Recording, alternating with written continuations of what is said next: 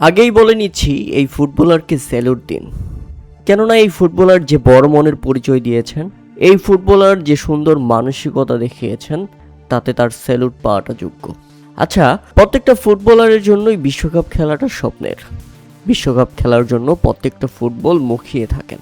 কিন্তু যদি এমন হয় বিশ্বকাপ দলের সুযোগ পেয়েও আপনি খেলতে রাজি হননি, তখন আপনি কি বলবেন? আপনি হয়তোবা বলবেন সেই ফুটবলার নিশ্চয়ই পাগল, যে কারণে খেলতে রাজি হয়নি, অথবা তার কোনো ইনজুরি আছে, না হলে ফর্মে নেই। কিন্তু না, এমন কোনো কিছুই নয়।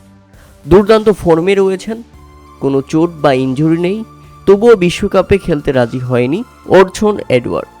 নামটা ফুটবল প্রেমীদের কাছে খুব বেশি চেনা নয়, তবে তার গল্পটা সবার অজানা। কেননা আপনি যখন জানবেন একটা ফুটবলার জাতীয় দলে ডাক পেয়েও বিশ্বকাপ খেলতে রাজি হয়নি, তখন অনেকেরই চোখ কপালে উঠে যাওয়াটাই স্বাভাবিক। কিন্তু ওই যে বলছিলাম, এডওয়ার্ডের গল্প শুনলে আপনি তাকে স্যালুট করতে বাধ্য হবেন। যেখানে দিন দিন আরও বেশি খেলোয়াড় বড় টুর্নামেন্টের সুযোগের সন্ধানে জাতীয় দল বদলাচ্ছে, সেখানে অর্জন এডওয়ার্ড ঠিক উল্টো পথটাই বেছে নিয়েছেন।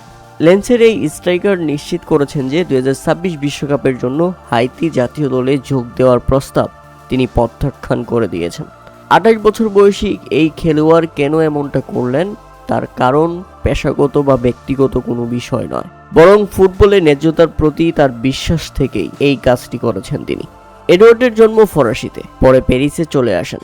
মা সাফাই কর্মী এবং বাবা ডাক বিভাগে চাকরি করেন। দুজনেই জন্মসূত্রে হাইতির বাসিন্দা। প্যারিস থেকে এডওয়ার্ডের ক্যারিয়ার শুরু। পরে সেল্টিক, ক্রিস্টাল প্যালেস, লেস্টার সিটির মতো দলে খেলেছেন। এখন ফ্রান্সের ক্লাব ল্যান্সে খেলছেন। এমনকি ফ্রান্সের জাতীয় দলের বয়সভিত্তিক পর্যায়েও খেলেছেন এই ফুটবলার। এডওয়ার্ডের পরিবার যেহেতু হাইতির, তাই হাইতির হয়ে তার খেলার অধিকার রয়েছে। সেই লক্ষ্যেই এবারের বিশ্বকাপে হাইতি থেকে ডাক আসে। হাইতির স্কোয়াডে রাখা হয় তাকে। তাছাড়া দারুণ ফর্মেও রয়েছেন এই ফুটবলার। ল্যান্স ফরাসি লিগের দ্বিতীয় স্থানে শেষ করেছে। গ্রুপেতে ফ্রান্স চ্যাম্পিয়ন হয়েছে। এছাড়াও সবচেয়ে বড় চমকপ্রদ হচ্ছে 21 ম্যাচে 12 গোল করেছেন তিনি। কিন্তু যখন জাতীয় দল হাইতির হয়ে ডাক আসলো, তখন তিনি সেটা ফিরিয়ে দিলেন। কেন? তার মনে হয়েছে বিশ্বকাপের যোগ্যতা অর্জনের পর্বে তিনি ছিলেন না। হ্যাঁ, হাইতি যে বিশ্বকাপের যোগ্যতা অর্জন করেছে, তার পেছনে তিনি ছিলেন না।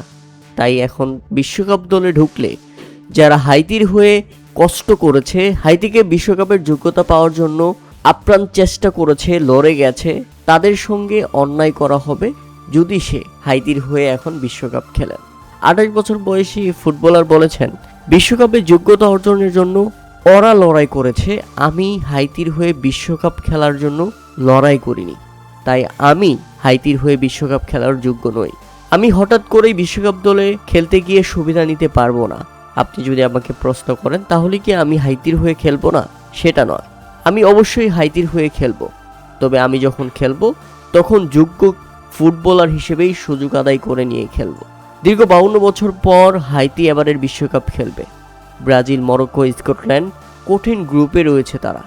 দ্বিতীয়বারের মতো বিশ্বকাপের যোগ্যতা অর্জন করেছে হাইতি, তাও সেটা দীর্ঘ 52 বছর পর। এটা একমাত্র ইতিহাস। তাই তো এডওয়ার্ড মনে করেন টুর্নামেন্টে জায়গাটি সেই খেলোয়াড়দের পাওয়া উচিত যারা পুরো 52 বছর হাইতির হয়ে লড়াই করেছেন, হাইতিকে বিশ্বকাপের যোগ্যতা অর্জন করতে সাহায্য করেছেন। তারাই শুধু হাইতির বিশ্বকাপে খেলতে পারবেন। আমি উড়ে এসে জুড়ে বসতে পারি না। আমি তখনই হাইতির হয়ে খেলবো যখন বাছাই পর্ব খেলে হাইতিকে যোগ্যতা অর্জনের সাহায্য করতে পারবো।